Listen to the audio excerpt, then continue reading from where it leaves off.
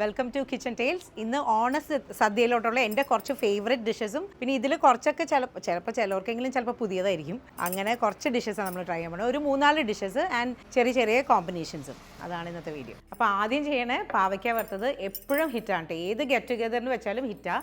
And ഓണത്തിന് നിങ്ങൾ try ചെയ്തിട്ടില്ലെങ്കിൽ എന്തായാലും ട്രൈ ചെയ്യണം. നല്ല ക്രിസ്പി ആയിട്ട് ഒരു 4 മണിക്കൂർ വരെ ഇരിക്കും. അപ്പോൾ ആദ്യം പാവയ്ക്ക നന്നായിട്ട് കഴുകിയിട്ട് അരിയരുത്, അരിഞ്ഞിട്ട് ഒന്നും ചെയ്യരുത്. ആദ്യം തന്നെ പാവയ്ക്ക നന്നായിട്ട് കഴുകുക. എന്നിട്ട് നന്നായിട്ട് തുണി കൊണ്ട് ഫുൾ വെള്ളവും നന്നായിട്ട് പാൻ ഡ്രൈ ചെയ്യുക. ഒട്ടും വെള്ളം ഉണ്ടാവരുത്. അപ്പം അങ്ങനെ ചെയ്യുമ്പോൾ കയ്പ്പ് അധികം ഉണ്ടാവില്ല. പാവയ്ക്കയുടെ ഏത് ഡിഷിനും ഇങ്ങനെ ചെയ്യേണ്ട കേട്ടോ. ഇതിൻ്റെ മെയിൻ തിങ് നല്ല നേരിയതായിട്ട് അരിയണം. ഇതിവിടെ എൻ്റെ ഞങ്ങളുടെ ഏതോ വിഷുവിൻ്റെ സമയത്താണെന്ന് പറഞ്ഞാൽ ആ സമയത്ത് ഞാൻ ചെയ്തിട്ടുണ്ട് കേട്ടോ ഈ സെയിം റെസിപ്പി. അപ്പോൾ എല്ലാവരും അന്ന് ചോദിച്ചു, ബട്ട് അന്ന് എനിക്ക് ഇടാൻ പറ്റിയില്ല റെസിപ്പി. ആൻഡ് ഇവിടെ വീട്ടിൽ വന്ന ഗസ്റ്റും ചോദിച്ചു റെസിപ്പി. ഏറ്റവും നേരിയതായിട്ട് അരിയൽ മാത്രമേ ഉള്ളൂ പാട്, ബാക്കിയെല്ലാം ഈസിയാണ്. അപ്പോൾ ഇങ്ങനെ തിന്നായിട്ട് അരിഞ്ഞ പാവയ്ക്ക വേറൊരു പരന്നൊരു പ്ലേറ്റിലോട്ട് മാറ്റി വെക്കുക. എന്നിട്ട് അതിലോട്ട് ഉപ്പും പെപ്പറും മഞ്ഞപ്പൊടിയും ഒരു ഡ്രോപ്പ് മതി. മഞ്ഞപ്പൊടി ഡ്രോപ്പല്ല, ഒരു പിഞ്ച് മതി. അതുപോലെ തന്നെ ഉപ്പ് ആവശ്യത്തിന് വേണം. ഒരു 1.5 ടീസ്പൂൺ ഞാൻ എടുത്തിട്ടുണ്ട്.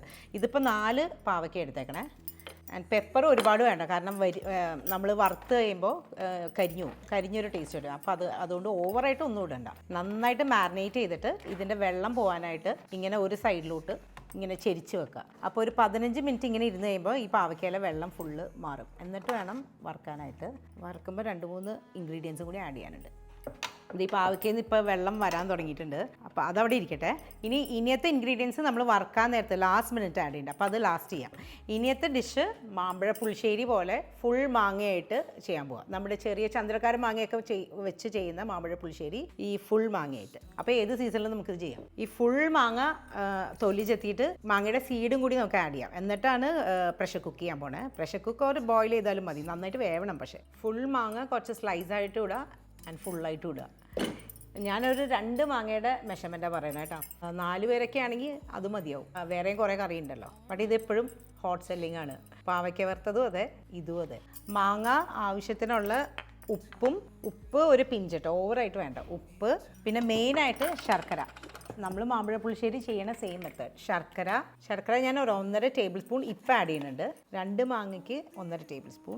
ആൻഡ് സ്പൈസി മുളക് പൊടി, കാശ്മീരി മുളക് പൊടി ഇട്ടാൽ കളർ മാറും. അപ്പോൾ സ്പൈസി മുളക് പൊടി ഒരു പിഞ്ച്, പിന്നെ വെള്ളം. ഈ ഏകദേശം മാങ്ങ മുങ്ങിക്കിടക്കണ്ട, അതിൻ്റെ പകുതി ഇത്ര ഇരുന്നോട്ടെ.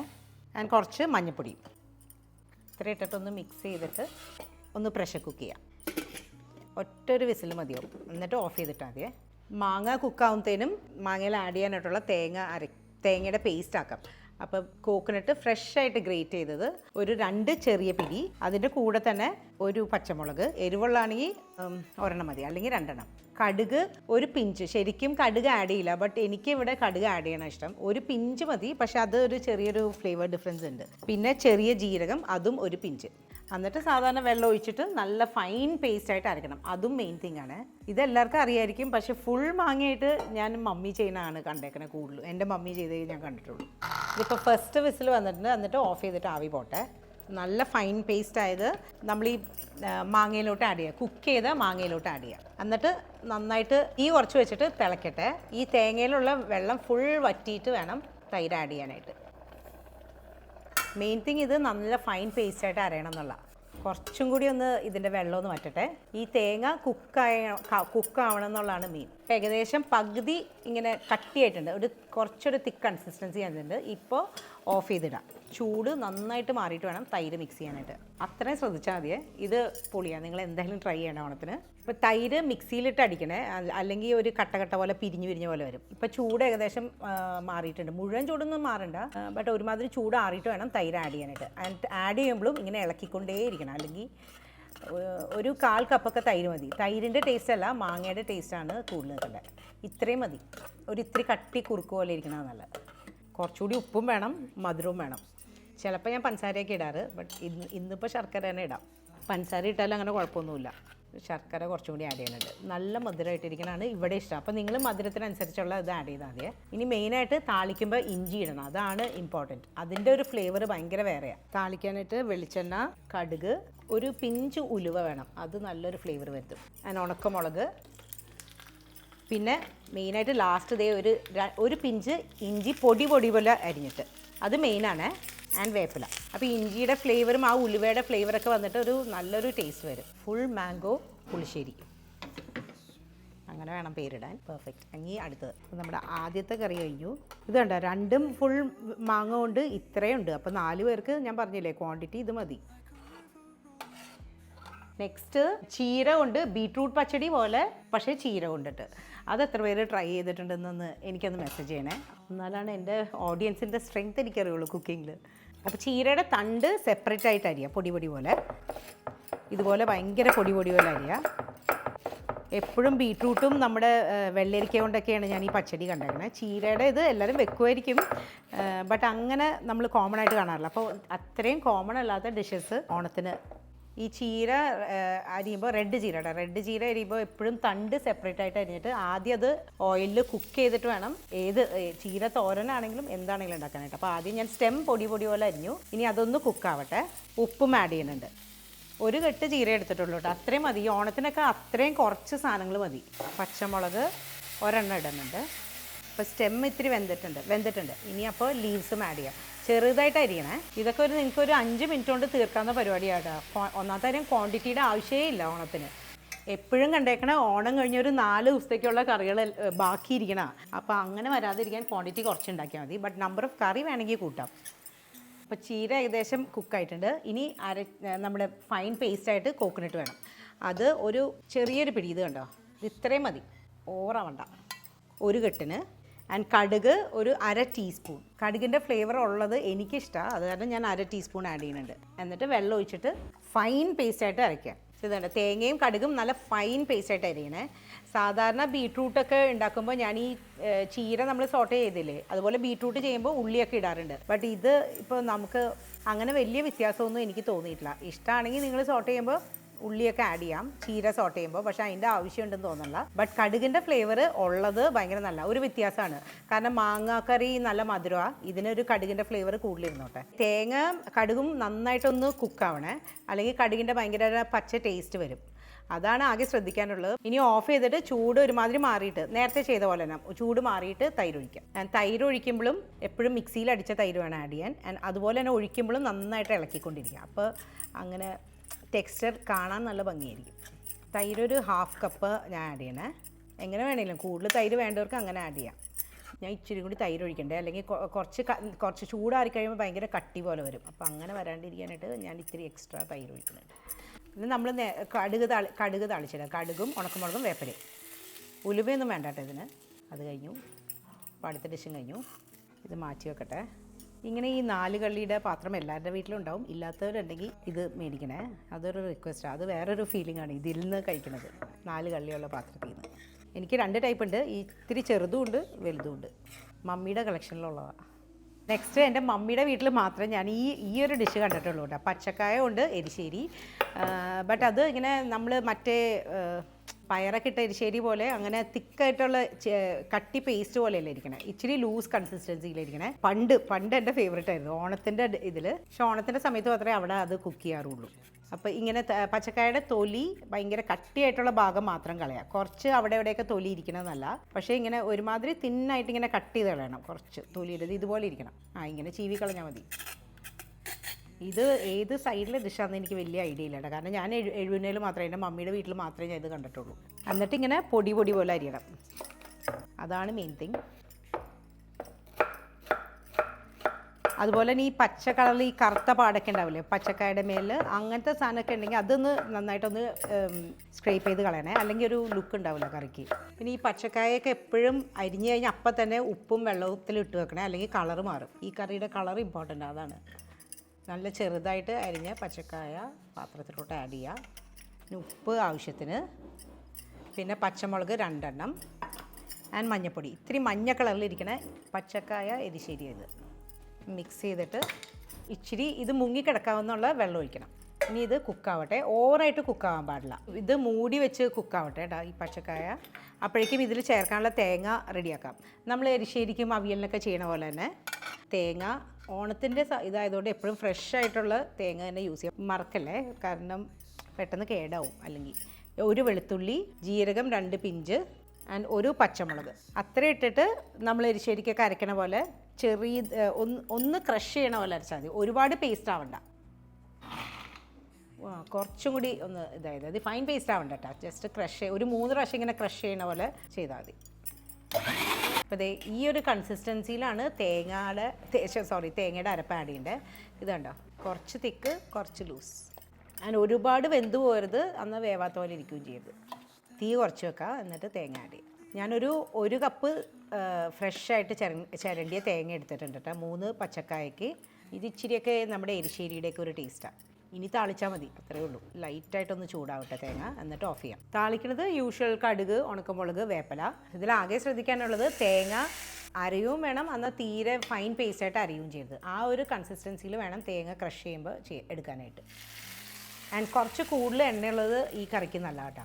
പച്ചക്കായ എരിശ്ശേരി ഇത് എനിക്ക് തോന്നുന്നേ ഇത് കുറച്ചും കൂടി വെള്ളം ഉണ്ടെങ്കിലും കുഴപ്പമില്ല. കാരണം കുറച്ച് നേരം കഴിയുമ്പോൾ ഇത് ഭയങ്കര കട്ടിയാവും. അപ്പോൾ അങ്ങനെ ആവാണ്ടിരിക്കാനായിട്ട് ഞാൻ നേരത്തെ ഒഴിച്ചതിനേക്കാളും കുറച്ചും കൂടി വെള്ളം ഒഴിച്ചാലും കുഴപ്പമില്ല. ഈ കൺസിസ്റ്റൻസിയും കുഴപ്പമൊന്നുമില്ല. ബട്ട് ഇപ്പോൾ ഞാൻ അടുത്ത് പാവയ്ക്ക വറുക്കാൻ പോകാം. അപ്പോഴേക്കും ഇത് ചിലപ്പോൾ ഇന്ന് കട്ടിയാവും. പാവയ്ക്കതേ ഉപ്പും മഞ്ഞളും പുരട്ടി വെച്ച് കഴിയുമ്പോൾ അത് ഇത്രയും ഇങ്ങനെ വെള്ളം ഇങ്ങനെ ചെരിച്ച് വെച്ച് കഴിയുമ്പോൾ ഇങ്ങനെ വെള്ളം മാറും. എന്നിട്ട് വേണം അപ്പോഴേ നല്ല ക്രിസ്പി ആയിട്ടിരിക്കുകയുള്ളൂ. ആൻഡ് അത് ലാസ്റ്റ് ചെയ്യും. ആ ക്രിസ്പി ടെക്സ്ചർ വെള്ളം കളയട്ടെ. എന്നിട്ട് ഈ പാത്രത്തിലോട്ട് തന്നെ കുറച്ച് നമ്മുടെ ഗരം മസാല, കുറച്ച് മതിയേ, ഒരു 2 ടീസ്പൂണൊക്കെ, ഇത്രയും 4 പാവയ്ക്കൊക്കെ ഉണ്ടെങ്കിൽ, അല്ലെങ്കിൽ 1 ടീസ്പൂൺ മതി. ഓവറാവണ്ട ഒന്നും. പിന്നെ വലിയ ജീരകത്തിൻ്റെ പൊടി, അതും ഇതുപോലെ തന്നെ 2 പിഞ്ച്, 2 ടീസ്പൂൺ. പിന്നെ അതുപോലെ തന്നെ തരിയുള്ള അരിപ്പൊടി. ഇതെല്ലാം വറുക്കണതിന് തൊട്ട് മുമ്പ് വേണം കേട്ടോ ആഡ് ചെയ്യാൻ, അല്ലെങ്കിൽ ആ ക്രിസ്പി ടെക്സ്ചർ കിട്ടില്ല. അതൊരു 2 ടേബിൾ സ്പൂൺ തരിയുള്ള അരിപ്പൊടി. എല്ലായിടത്തും ഇങ്ങനെ ഡ്രൈ ആയിട്ട് ഇങ്ങനെ വിടിയിച്ചിടുക. പിന്നെ മെയിനായിട്ട് കോൺഫ്ലവറും അരിപ്പൊടിയും സെയിം ക്വാണ്ടിറ്റി തന്നെ എടുത്താൽ മതി, 2 ടേബിൾ സ്പൂൺ. ഇത് ഹിറ്റായിരിക്കും, നിങ്ങൾ എന്തായാലും ട്രൈ ചെയ്തോ. കാരണം ഞങ്ങളുടെ വീട്ടിൽ എപ്പോൾ ഉണ്ടാക്കിയാലും ഈ ഒന്നാമത്തെ അരി വറുത്ത സാധനങ്ങൾ എല്ലാവർക്കും ഇഷ്ടമാണ്, പ്രത്യേകിച്ച് പാവയ്ക്ക. ഉപ്പ് ഞാൻ കുറച്ചുകൂടി ഇട്ടോട്ടെ. അപ്പോൾ വറുക്കാൻ നേരത്തെ എപ്പോഴും ഉപ്പൊന്ന് നോക്കിയിട്ട് വേണേ വറുക്കാനായിട്ട്. നന്നായിട്ട് ഇങ്ങനെ എല്ലായിടത്തും ഇങ്ങനെ തിരുമ്മി ഇങ്ങനെ പിടിപ്പിക്കുക. എന്നിട്ട് നല്ല തിളച്ച ഓയിലിലോട്ട് ആഡ് ചെയ്യുക. ഒരുപാട് ക്വാണ്ടിറ്റി ആയിട്ട് ഇടല്ലേ, ചെറിയ ചെറിയ ബാച്ചസ് ആയിട്ട് ഇട്ടാലേ എല്ലാം ഇങ്ങനെ വിട്ട് നിൽക്കുള്ളൂ. അതുപോലെ സ്പ്രെഡ് ചെയ്തിടാം. പിന്നെ ഇട്ട അപ്പം തന്നെ ഇങ്ങനെ ഇട്ട് ഇളക്കല്ലേ, ഒരു ഇച്ചിരി നേരം വെയിറ്റ് ചെയ്തിട്ട് ഇളക്കാം, അല്ലെങ്കിൽ ഇങ്ങനെ ഒട്ടിപ്പിടിച്ചു പോകും എല്ലാം കൂടി. ഒരു 2 സെക്കൻഡ് കഴിഞ്ഞിട്ട് ഇങ്ങനെ ഇളക്കാം. ആയിട്ടില്ല, നല്ലൊരു ലൈറ്റ് ബ്രൗൺ കളർ വരട്ടെ കേട്ടോ. ഒരുപാട് ബ്രൗൺ ആവാൻ നിൽക്കണ്ട കേട്ടോ. അത് ഈ ഒരു ബ്രൗൺ ആകുമ്പോൾ എടുക്കാം, അല്ലെങ്കിൽ ഇത് ഇരുന്ന് തന്നെ കുറച്ചും കൂടി ഒന്ന് മുരിഞ്ഞ പോലെ ആവും. കരിഞ്ഞ ടേസ്റ്റ് ആവരുത്. ടെക്സ്ചർ ഞാൻ കഴിക്കാൻ നേരത്ത് കാണിച്ചു തരാം കേട്ടോ. ഇനി പാവയ്ക്ക താളിക്കണം.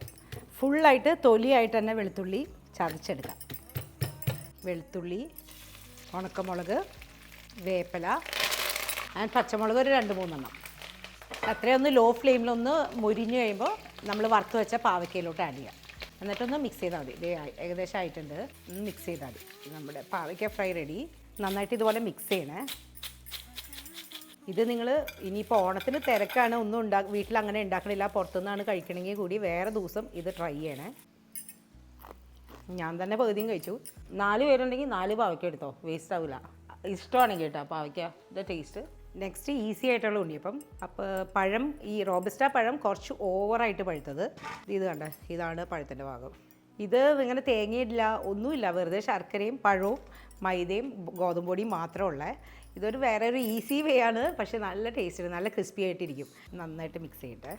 പഴം നന്നായിട്ട് ഇങ്ങനെ ഉടച്ചു കഴിയുമ്പോൾ ശർക്കര ഇടാം. ശർക്കര ഞാനൊരു 3/4 കപ്പ് ആഡ് ചെയ്യുന്നുണ്ട്. ചൂടുള്ള ശർക്കര ആഡ് ചെയ്യല്ലേ, മെൽറ്റാക്കി വെച്ചിട്ട് കുറച്ച് നേരം കഴിഞ്ഞിട്ട് വേണം, ചൂടാറിയിട്ട് വേണം ആഡ് ചെയ്യാനായിട്ട്. ഇത് പിള്ളേരെ പറ്റിക്കാനും വലിയവരും ചിലപ്പോൾ പറ്റി പോകും, അത്രയും ഈസിയാണ്, ടേസ്റ്റും ഉണ്ട്. മൈദമാവ് 3/4 കപ്പ് ആൻഡ് ഗോതമ്പ് പൊടി 1/2 കപ്പ്. ഇനി നന്നായിട്ട് കുഴച്ചിട്ട് ശർക്കര മധുരമൊക്കെ ഒന്ന് ചെക്ക് ചെയ്യണേ. ഇതാണ് കൺസിസ്റ്റൻസി. നന്നായിട്ട് പഴം നന്നായിട്ട് മാഷ് ചെയ്യണം. ഇതെന്താ ഒരു പ്രിപ്പറേഷനും വേണ്ട, അപ്പം തന്നെ റെഡിയാക്കാവുന്ന ഒരു ഉണ്ണിയപ്പം. ഈസിയാണ്, ഈസി വേ ആണ് ഞാൻ പറയുന്നത്. ക്രിസ്പി ആയിട്ടിരിക്കും. ആൻഡ് കുഞ്ഞു ഉണ്ണിയപ്പംസാണ് ഉണ്ടാക്കാൻ പോണത്. ജസ്റ്റ് ഒന്ന് ഉപ്പൊന്ന് ടേസ്റ്റ് ചെയ്ത് നോക്കണേ. ഉപ്പ് നമ്മൾ ഇട്ടിട്ടില്ല, ഈ ശർക്കരയിലൊക്കെ ഉപ്പ് ഉണ്ടാവുമല്ലോ. ഉപ്പ് ഇങ്ങനെ ഒരു നല്ലൊരു ബ്ലെൻഡ് ചെയ്ത് ടേസ്റ്റ് ഇല്ലെങ്കിൽ ഒരു പിഞ്ച് ഉപ്പ് ആഡ് ചെയ്യാം, ഇല്ലെങ്കിൽ ഉപ്പ് ആഡ് ചെയ്യണ്ട. ശർക്കരയിൽ ഉപ്പ് ഉണ്ടാവും ചിലപ്പോൾ. പിന്നെ ഉണ്ണിയപ്പം ചട്ടിയിൽ ഓയിൽ ഒഴിച്ചു, കോക്കനട്ട് ഓയിൽ ഒഴിച്ചു. ഒരുപാട് ഇങ്ങനെ ഫുള്ളായിട്ട് ഓയിൽ ഒഴിച്ചു കഴിഞ്ഞാൽ പുറത്തോട്ട് വരും കേട്ടോ ഈ ബാറ്റർ നമ്മൾ ഒഴിക്കുമ്പോൾ. അപ്പം അത്രയും അങ്ങനെ ഫുള്ളായിട്ട് ഒഴിക്കണ്ട. ഓയിൽ നന്നായിട്ട് ചൂടായി കഴിയുമ്പോൾ ചെറിയൊരു ടീസ്പൂണിൽ എടുത്ത് ഇടണമായിരിക്കും നല്ലത്. അത്രയും കുറച്ചിട്ടാൽ മതി. ഈ ഉണ്ണിയപ്പമാണിത്. നമ്മുടെ വാഴയിൽ സെർവ് ചെയ്യാനുള്ള mini unniyappam. But only thing ഞാൻ പറഞ്ഞില്ലേ, സൈസ് അത്രയും ചെറുതായിട്ട് വേണം ഇത്. ടീസ്പൂണിലുള്ളതാണല്ലേ. ഇനി തീ കുറച്ച് വെക്കാം. ഇടയ്ക്ക് ഞാൻ തിരിച്ചു മറിച്ചിട്ടായിരുന്നേ. അപ്പോൾ ഇത്രയും ബ്രൗൺ ആവണം കേട്ടോ, എന്നാലേ ടേസ്റ്റ്. അപ്പോഴാണ് നല്ല ക്രിസ്പി ആയിട്ടിരിക്കുള്ളൂ. എന്നിട്ട് ഇതിലും ചെറുതായാലും കുഴപ്പമില്ല. ഞാൻ പറഞ്ഞില്ലേ, ഇതങ്ങനെ മറ്റേ ടൈപ്പ് ഉണ്ണിയപ്പം അല്ല. ടേസ്റ്റ് എന്നല്ല, പക്ഷേ ഒരു ഈസി വേ ആണ്. കഴിക്കുമ്പോൾ തന്നെ നമുക്കത് കഴിക്കുമ്പോൾ പക്ഷേ അങ്ങനെ തോന്നില്ല, ഉണ്ടാക്കുമ്പോൾ തോന്നും ഈസിയാണ്. ഞാൻ ടീസ്പൂൺ എടുത്തോട്ടെ, അല്ലെങ്കിൽ എന്താ പറ്റണമെന്ന് വെച്ചാൽ ഇത്തിരി വലുതായി പോകും. ഇത് ശരിക്കും മിനി ഉണ്ണിയപ്പം തന്നെ ആയിട്ട് തന്നെ കൊടുക്കേണ്ട സാധനം. അത്രയും ചെറുത് മതി ക്വാണ്ടിറ്റി. എൻ്റെ ഡിഷസ് എല്ലാം റെഡി. ഓർഡർ കുറച്ച് തെറ്റിയിട്ടാണ്. പിന്നെ അത് മാത്രമല്ല, ചെറുപഴം ഇവിടെ ഇല്ല. ഉണ്ണിയപ്പത്തിന് വേണ്ടി ഞാൻ ഈ റോബസ്റ്റ മേടിച്ചത്, മറ്റത് മേടിക്കാൻ മറന്നും പോയി. ഓർഡർ ചെറുതായിട്ട് തെറ്റിയാൽ വെച്ചേക്കണേ. ഈ പ്രാവശ്യം ഓണസദ്യയുടെ ഓർഡർ ഞാൻ അങ്ങനെ നോക്കുന്നില്ല കേട്ടോ. ബിക്കോസ് എല്ലാം ഓണസദ്യയിലുള്ള കറികളും അല്ല, ചെറിയ ചെറിയ മാറ്റം വരുത്തിയിട്ടില്ലേ, അത് കാരണം. ഞാൻ എൻ്റെ കറികൾ ഒന്ന് ടേസ്റ്റ് ചെയ്യട്ടെ ആദ്യം. എന്നിട്ട് മാങ്ങാക്കറി, ഫുൾ മാംഗോ കറി. ഇത് നിങ്ങൾക്ക് ഏത് സമയത്തും, മാങ്ങയുടെ സീസൺ തീർന്നാലും എന്തായാലും ഈ വലിയ മാങ്ങ, പഴുത്ത മാങ്ങ എപ്പോഴും കിട്ടും. അപ്പോൾ എപ്പോൾ വേണമെങ്കിലും ട്രൈ ചെയ്യാം. ആൻഡ് ഈ പച്ചക്കായ എല്ലാവരും ഒന്ന് ട്രൈ ചെയ്യണം, അതെൻ്റെ റിക്വസ്റ്റാണ്. ആൻഡ് പാവയ്ക്ക കറി, കറിയല്ല, പാവയ്ക്ക ഫ്രൈ. വേണ്ട, ഇത്രയും ക്രിസ്പിയാണ്. തുറന്നു വെച്ചാൽ മതി. ഇനി അഥവാ നിങ്ങൾക്ക് നേരത്തെ ആക്കണമെങ്കിൽ ചൂടാറിയിട്ട് ഡബയിലിട്ട് മൂടി വെക്കാം. ചൂടാറിയിട്ട് വേണേ. ഇതുകൊണ്ടാണ് ഞാൻ ഡയറ്റ് എടുത്തത് ഒരാഴ്ച, കഴിഞ്ഞ ആഴ്ച. പപ്പടം ആദ്യം, തൈരും പാവയ്ക്ക ഫ്രൈയും കൂടി ഒന്ന് കഴിക്കട്ടെ. ഇതുണ്ടല്ലോ, വേറെ ഒന്നും വേണ്ട, ഇത് മാത്രം വെച്ചാലും മതി, ഈ പാവയ്ക്ക ഫ്രൈ.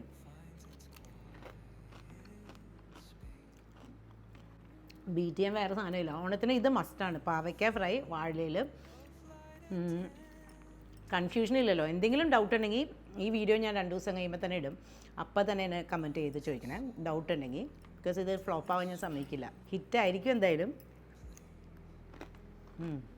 അടുത്തത് ചീര, നമ്മൾ കടുകിട്ട് വെച്ചില്ലേ, അതും ഈ തൈരിൻ്റെ കൂടെ നന്നായിട്ട് പോകും. തൈരും ചോറിൻ്റെ കൂടെ. ഇതൊരു ഓണത്തിൻ്റെ ഫീൽ ആവണമെങ്കിൽ സാമ്പാർ ഒഴിക്കണം. പക്ഷേ ഞാനിപ്പോൾ സാമ്പാർ ഇന്നും ഒഴിക്കണില്ല കേട്ടോ. കുറച്ച് ദിവസമായിട്ട് ഇവിടെ സദ്യയുടെ മേളമാണ്, അത് കാരണം സാമ്പാർ ഇത്തിരി മതിയായി. ഇപ്പം ഞാനിങ്ങനെ കറിയായിട്ട് അയക്കണേ. ഒന്നും ബീറ്റ് ചെയ്യാനില്ല. പറ്റിയ ഒരു ചേഞ്ചിന് ഇതൊക്കെ ട്രൈ ചെയ്യും. പുളിയില്ലാത്ത തൈര് വേണേ. ഇനി ലാസ്റ്റ് പച്ചക്കായ കറി, ഇത്തിരി കൂടി ചോറ് വേണം. ഇത് ആക്ച്വലി തൈരിൻ്റെ കൂടെയല്ല നല്ലത്, ഈ പച്ചക്കായ വെറുതെ ചോറിൻ്റെ കൂടെ നല്ലത്. സാമ്പാറിൻ്റെ കൂടെയൊക്കെ ഇത്തിരി മിക്സായിപ്പോയി. ഇത് എന്തായാലും ട്രൈ ചെയ്യണേ. ബിക്കോസ് എനിക്ക് പണ്ട് 70 കഴിച്ച ഓർമ്മയാണ് മട്ട റൈസിൻ്റെ കൂടെ. അത് കാരണമാണ് എനിക്ക് അങ്ങനെ ഫീൽ ചെയ്യണം. ആ റൈസിൻ്റെ കൂടെയാണ് ഈ പച്ചക്കായ എരിശ്ശേരി കൂടുതൽ ചേരണേന്ന്. പിന്നെ ഞാൻ ഇത്തിരി ചോറ് എടുക്കണുള്ളത്. പിന്നെ എൻ്റെ ഉണ്ടാക്കിയ മാങ്ങക്കറിക്ക് ബെസ്റ്റ് കോമ്പിനേഷൻ സാമ്പാർ തന്നെയാണ്. അതുകൊണ്ട് സാമ്പാർ എന്തായാലും ഉണ്ടാക്കൂലേ ഓണത്തിന്. സാമ്പാർ മാത്രം ഞങ്ങൾക്ക് ഇതുവരെ ഞങ്ങളുടെ തന്നെ പൊടി കണ്ടുപിടിക്കാൻ പറ്റിയില്ല. ഞാൻ എപ്പോഴും ഏതെങ്കിലും ഒരു ബ്രാൻഡിൻ്റെയാണ് യൂസ് ചെയ്യുന്നത്. ആൻഡ് മാങ്ങക്കറി ആൻഡ് സാമ്പാർ കോമ്പിനേഷൻ ഞാൻ പറയേണ്ട ആവശ്യമില്ല, എല്ലാവരുടെയും ഫേവറേറ്റ് ആയിരിക്കും. വിത്ത് പാവയ്ക്ക വറുത്തത് ആൻഡ് ചീരയും കൂട്ടാം.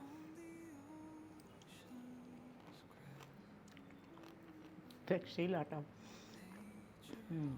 ഞാൻ ഈ അടുത്ത് പുറത്തുനിന്നൊരു സ്ഥലത്തുനിന്ന് സദ്യ കഴിച്ചായിരുന്നേ. എന്താ പറയുക, എല്ലാം ഉണ്ട്, പക്ഷേ ഒന്നും അങ്ങനെ ടേസ്റ്റ് ആയിട്ട് തോന്നിയില്ല. ഒന്നും അത്ര എന്തൊക്കെയോ പ്രശ്നങ്ങൾ പോലെ. അപ്പോൾ പരമാവധി നിങ്ങൾ വീട്ടിലുണ്ടാക്കാൻ നോക്കണേ. സിമ്പിൾ കറികൾ മതി. എന്തൊക്കെയല്ല വീട്ടിലിരുന്ന് ഓണം കഴിക്കുന്ന ഒരു ഫീല് വേറെയാണ്. പക്ഷെ ഓണം കൂടുന്ന ഒരു ഫീല് വേറെയാണ്. ഇനി എൻ്റെ ഇലയിൽ സ്പെഷ്യലായിട്ടുള്ളത് മൈസൂർ പാക്ക് വിത്ത് പായസം കഴിക്കാൻ പോവാം. ആൻഡ് അവൽ നനച്ചത്, അത് നല്ലൊരു ഓപ്ഷനായിട്ട് തോന്നി. പിന്നെ നമ്മൾ നേരത്തെ ഉണ്ടാക്കിയ ഉണ്ണിയപ്പം ആൻഡ് മിനി പരിപ്പ് വടാസ്, അതും നല്ലൊരു ഓപ്ഷനാണ്. ഇതെല്ലാം കൂടി ചെയ്യാനല്ല, നിങ്ങൾക്ക് ഞാൻ ഓപ്ഷൻസ് തരണം. പറ്റിയില്ലെങ്കിൽ പുറത്തുനിന്ന് മേടിച്ച് വെച്ചാൽ മതി. ഇത്തിരി ക്വാണ്ടിറ്റി. 4 പേരാണെങ്കിലും ഇച്ചിരി ചെറിയ ക്വാണ്ടിറ്റിയിൽ മേടിച്ച് വെക്കാൻ പാടില്ലല്ലോ. വീട്ടിൽ സെലിബ്രേറ്റ് ചെയ്യണേ. എന്നിട്ട് എനിക്ക് മെസ്സേജ് ചെയ്യണം എല്ലാവരും ഓണം എങ്ങനെയുണ്ടായിരുന്നു.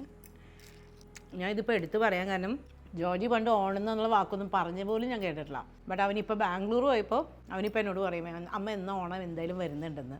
അപ്പോൾ പിള്ളേരും ഓർത്തിരിക്കും നമ്മൾ സെലിബ്രേറ്റ് ചെയ്ത കാര്യങ്ങൾ. ഇനി പായസം വിത്ത് മൈസൂർ പാക്ക് ട്രൈ ചെയ്യട്ടെ.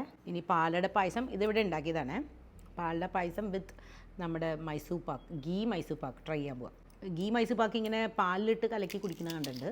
ആ ഫീലിൽ ഞാനൊന്ന് ട്രൈ ചെയ്ത് നോക്കട്ടെ.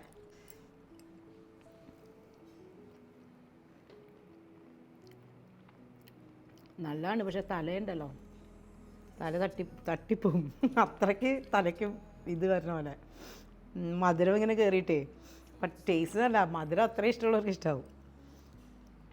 ഈവൻ എനിക്കൊന്നും ഹോർലിക്സും നല്ലൊരു ഓപ്ഷനായിരുന്നു. ഹോർലിക്സ് മൈസൂർ പാക്കില്ലേ, അതും നല്ലൊരു ഓപ്ഷനായിരിക്കും ഇതിന്. ഈ മധുരം ഓവർ മധുരമായിട്ട് നമുക്ക് ഓണം പൊടി പൊടിക്കണമെങ്കിൽ. ഇനി ഉണ്ണിയപ്പം ചൂടാറുമ്പോഴേ നല്ല ക്രിസ്പി ആയിട്ടിരിക്കുള്ളൂ. ചെറിയ ചൂടുണ്ടെങ്കിൽ തന്നെ ഇങ്ങനെ തളർന്നിരിക്കണ പോലെ ഇരിക്കും. ഇത് എന്തായാലും ഉണ്ടാക്കണേ, വാഴയിലോട്ട് ഈസി അല്ലേ എല്ലാം. ഒരു പ്രാവശ്യം ഉണ്ടാക്കിയിട്ട് നിങ്ങൾക്ക് എന്തെങ്കിലും ഇത്തിരി പഴം കൂടുതലായിട്ട് തോന്നുന്നുണ്ടെങ്കിൽ 2 പൊടികൾ ഇത്തിരി ഇട്ടാൽ മതി, അത്രേ ഉള്ളൂ, വേറെ കുഴപ്പമൊന്നുമില്ല. പക്ഷെ ഇങ്ങനെ മൊരിയണം, അപ്പോഴാണ് നല്ലൊരു. ഇതെനിക്ക് ട്രൈ ചെയ്യണമെന്നില്ല. മിനി പരിപ്പുവട ശരിയായിട്ടുണ്ടെന്ന് തോന്നണില്ല, അത് തന്നെ ശരിയായിട്ടില്ല. പുറത്തുനിന്ന് മേടിച്ച് വെക്കും ഞാൻ എൻ്റെ ഓണപരിപാടിക്ക്. ഇനി എന്താ, അയ്യോ ഗീയും ചോറും കൂടി കഴിക്കണമെന്ന് ഓർത്തന്നെ അത് നടന്നില്ല. ഇത്രയൊക്കെ ഉള്ളൂ. അയ്യോ പിന്നൊരു സാധനം, ജീരകം, ചെറിയ ജീരകം ചൂടാക്കിയിട്ട് വെള്ളം തിളപ്പിക്കും. ജീരക വെള്ളം, ഗ്യാസൊക്കെ ഉള്ള പ്രോബ്ലം എന്തെങ്കിലും ഉണ്ടെങ്കിൽ മാറാനായിട്ട്. ഓവറായിട്ട് ഈ ഭക്ഷണം കഴിക്കണ കാരണം ഇത് ഭയങ്കര നല്ല കേട്ടോ. ഇത് ടേബിളിലോട്ട് വെച്ചോ. ചെറിയ ജീരകം ലൈറ്റായിട്ടൊന്ന് ചൂടാക്കുക, എന്നിട്ട് തിളച്ച വെള്ളം ഒഴിക്കുക, കുറേ നേരം തിളപ്പിക്കുക. അല്ല, വെള്ളം ഒഴിച്ചിട്ട് കുറേ നേരം തിളപ്പിക്കുക. അപ്പോൾ നല്ലൊരു ഡൈജഷനെ ഹെൽപ്പ് ചെയ്യും. Bye and happy Onam. അവൽ നനച്ച് കഴിക്കാൻ മറന്നുപോയേ. ഇത് നല്ല ഓപ്ഷനാണ് പഴത്തിൻ്റെ കൂടെ കഴിക്കാനായിട്ട്. പായസം ഉണ്ടാക്കാൻ മടിയാണെങ്കിൽ തലേ ദിവസം ഇത് ഉണ്ടാക്കി വെച്ചാൽ മതി. അവൽ നനച്ചതും പഴവും മറന്നു കഴിച്ചേ. മന്ന എങ്ങനെയുണ്ട്? ഒരു രക്ഷയില്ല. അയ്യോ ഇതാ മറ്റേ സാധനം, ഇത് മുളകാ. ചമ്മന്തി, ബീട്രൂട്ട് ആൻഡ് ചീര, പാവയ്ക്ക ഫ്രൈ, ചോറ്, സാമ്പാർ, ഫിഷ്, മാമ്പഴപ്പുളിശ്ശേരി, കേട്, പരിപ്പുവട, സാമ്പാർ, ഉണ്ണിയപ്പം കൂടി ഉണ്ട്. അതുകൊണ്ട് അവന് ഏതായിട്ടും ഇഷ്ടമായത്? എല്ലാം കൂട്ടി കഴിയുമ്പോഴേ ഏറ്റവും ബെസ്റ്റ്. ഈ പാവയ്ക്ക ഒരു രക്ഷയില്ല. എനിക്കറിയായിരുന്നു.